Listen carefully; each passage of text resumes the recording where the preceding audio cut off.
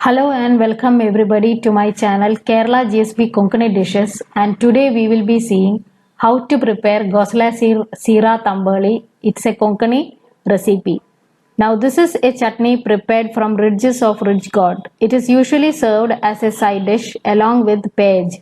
Page is kanji in Malayalam and rice porridge in English.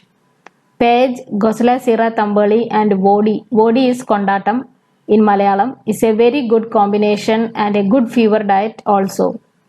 Gosla Sir is nothing but the ridges of ridge gourd. Ridge gourd is Pichinga in Malayalam. Now these are the ingredients that you require for preparation of the dish. 1 cup of Gosla Sir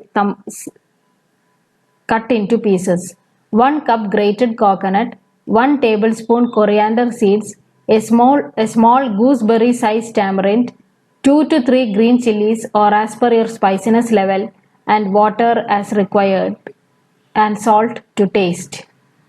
So these are the ingredients that you require for preparation of the dish.